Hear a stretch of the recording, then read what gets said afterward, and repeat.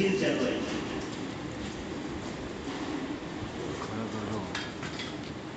اور 26 जनवरी को चूँकि 1947 15 अगस्त को हमारा मुल्क आज़ाद हुआ था और 26 जनवरी को कानून बना था। इसकी वजह से इस दिन में हम खुशियाँ मनाते हैं, परचम कुशाई करते हैं और यकीनन खुशियाँ मनाना भी चाहिए। लेकिन इससे पहले हमें ये मालूम होना चाहिए कि हम 26 जनवरी क्यों मनाते हैं और इस दिन में खुशियाँ क्यों मनाते हैं। इसके ताल्लुक से हमारे बुजुर्गों की तरफ से भी हिदायत दी जाती है कि ये बातें हमारे कौम के सामने, हमारे मुल्क मिल्लत के लोगों के सामने ये बातें आनी चाहिए। तो मेरे अजीज़ों दोस्तों बुजुर्गों, ये आज़ादी और ये जो कानून बना, ये कोई 1-2 दिन में या 1-2 महीने में या 1-2 साल में नहीं हुआ। इसके पीछे सदियां लगी और इसके पीछे लाखों लोगों की कुर्बानियां लगी। लाखों लोग खाक और खून में तड़पे, उसके बाद ये दिन हमें मैसर हुआ। चुनांचे आपको मालूम होगा कि इस मुल्क पर मुगलिया सल्तनत का दौर चल रहा था। तो 1498 में सबसे पहले जो बदन के गोरे थे लेकिन मन के काले थे, जिनका बदन तो गोरा नजर आता था लेकिन दिल उनका काला था, उन्होंने इस सरजमीन पर सबसे पहले 1498 में कदम रखा। तिजारत की गर्ज से आए थे, फिर धीरे धीरे 1601 में ईस्ट इंडिया कंपनी के बैनर तले उन्होंने अपनी साजिशों को मुनज़्ज़म किया। 1601 में अपनी साजिशों को मुनज़्ज़म किया और उनका सिलसिला चलता रहा। लेकिन इतना ज़्यादा उनको साजिश करने का और अपनी मक्कारी दिखाने का, धोखाधड़ी का मौका नहीं मिल सका। लेकिन जब 1707 में औरंगज़ेब अलैहिर्रहमान, जिन्हें खलीफा राशिदी कहा जाता है, देखो खुलाफा राशिदीन असल तो 4 है। असल खुलाफा राशिदीन कितने हैं? 4। अबू बकर, उमर, उस्मान, अली रज़ी अल्लाहु अन्हुम। लेकिन फिर जो भी इनके तर्ज पर खिलाफत करेगा उसको भी खलीफा राशिद कहा जाता है। जी हाँ, मुफ्ती सईद साहब रहमतुल्लाह अलैह उसकी खलीफा राशिद की अलामत बताते थे कि जो हुकूमत के माल में, बैतुल माल में अपना एक आने का भी हिस्सा ना समझे और उसके हाशिए ख्याल में भी कहीं ये ना हो कि ये मेरा है, तो उसे खलीफा राशिद कहते हैं। जैसे हजरत उमर बिन अब्दुल अजीज रहमतुल्लाह अलैह, आपने 12 वाक़या सुना है कि ईद के दिन बच्चे पुराने कपड़ों में थे। इसी तरीके से औरंगज़ेब रहमतुल्लाह अलैह ये खुद कुरान की किताबत करते थे और उससे अपना पेट पालते थे, उससे अपने घर वालों का गुजर बसर किया करते थे।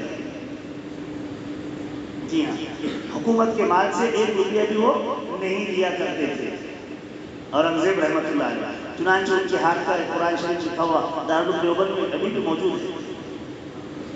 तो औरंगज़ेब रहमतुल्लाह अलैह जब तक के थे तब तक के तो उनकी कोई हिम्मत नहीं हो सकी। लेकिन जब 1707 की औरंगज़ेब रहमतुल्लाह अलैह इस दारे फानी से दारुल बका तशरीफ ले गए और उनका इंतकाल हो गया, तो फिर उनको अपनी साजिश दिखाने का और अपनी गद्दारी का मौका मिला। चुनांचे इसके बाद अली जरदारी जो नवाब सिराजुद्दौला के दादा थे, उन्होंने उनका मुकाबला किया, लेकिन वो इतना ज़्यादा मुकाबला नहीं कर सके। आखिर 1757 میں نواب سراج الدولہ انہوں نے اس کا انگریز کا مقابلہ کیا. نواب سراج الدولہ کے پاس 1,00,000 فوج بھی تھی اور اس وقت میں انگریز کے پاس صرف 13,000 فوج تھی.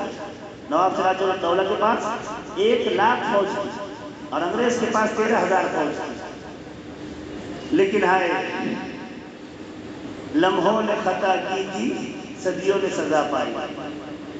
اس مٹی میں جہاں بہت ساری خوبیاں ہیں وہاں ایک خامی بھی ہے، یہ پیسوں میں بک جاتی ہے.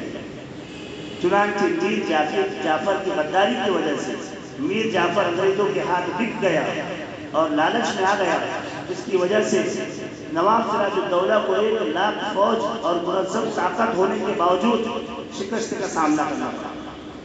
ہاں، جب تک نواب سراج الدولہ تھے انگریز کا مقابلہ کرتے رہے، لیکن یہاں رک کر کے ہماری ملت کے نوجوانوں کو بھی یہ بات سمجھنی چاہیے کہ نواب سراج الدولہ آپ سن رہے تو آپ کے ذہن میں آ رہا ہوگا کہ بہت معمر شخصیت تھی، بہت بڑی عمر کی تھی.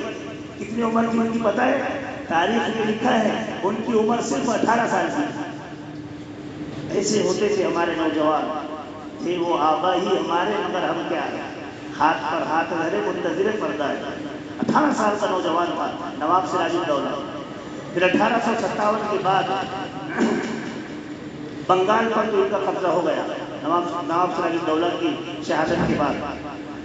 پھر 1757 کے بعد وہاں بنگال پر قبضہ ہو گیا. پھر 1799 میں انہوں نے رخ کیا کرناٹک کا، جہاں ایک بہت بڑی شخصیت جنہیں دنیا ٹیپو سلطان رحمۃ اللہ علیہ کے نام سے یاد کرتی ہے.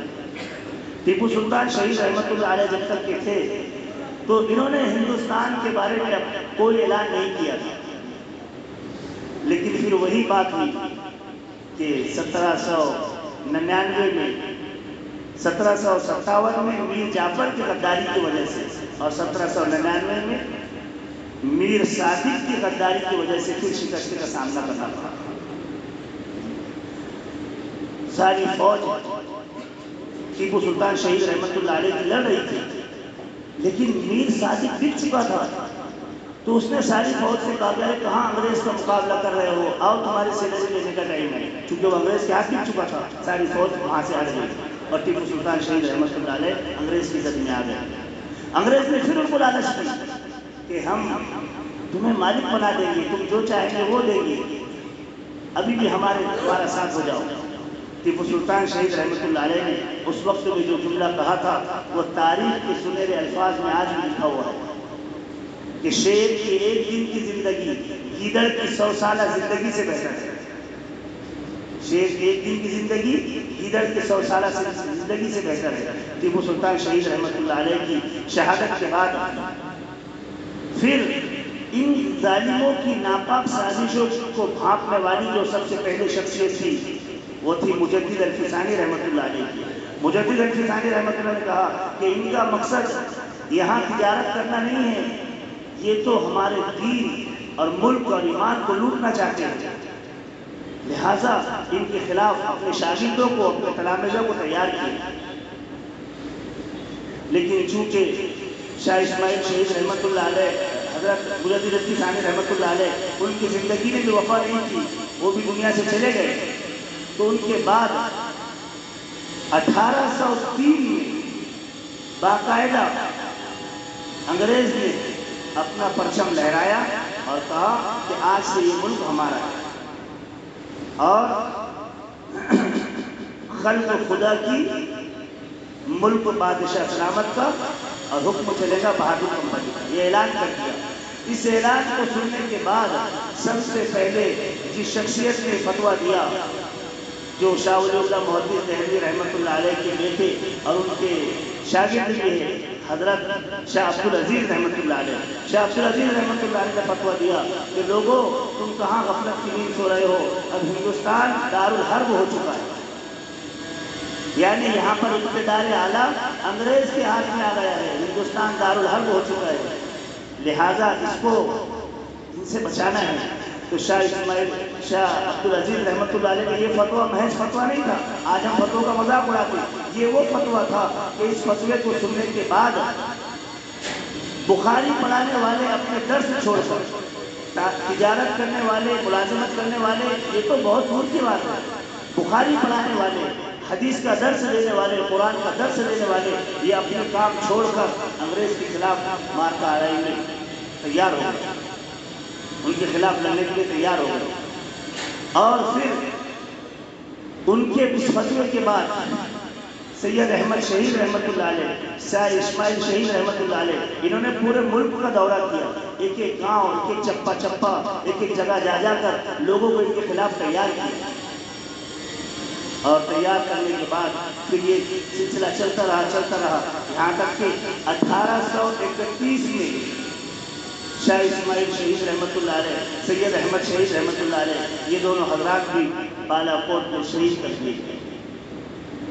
پھر بھی یہ چنگاری بجھی نہیں، حملہ چلتا رہا، اور پھر 1857 کی جنگ، دیکھو یہاں تک جو میں نے بتایا اس میں تو خالص مسلمان لڑا کرتے ہیں، یہاں تک کی جو جنگیں ہوئی اس میں خالص مسلمانوں نے ہی لڑا، اس میں دیگر اقوام کوئی شریک نہیں تھی۔ ہاں 1857 کی جنگ میں دیگر اقوام بھی شریک ہوئی، 1857 کی جنگ ہوئی جس میں امیر المومنین بنایا گیا حضرت حاجی امداد اللہ مہاجر مکی رحمۃ اللہ علیہ، اسی طریقے سے اس کے ساتھ حضرت مولانا قاسم نانوتوی رحمۃ اللہ علیہ، مولانا رشید احمد گنگوئی رحمۃ اللہ علیہ، حافظ جامی شہید رحمۃ اللہ علیہ، یہ بڑے بڑے علماء کرام ان کے ساتھ میں شریک رہے، لیکن 1857 کی جنگ میں بھی شکست کا سامنا کرنا پڑا، لیکن وہ چنگاری بجھی نہیں۔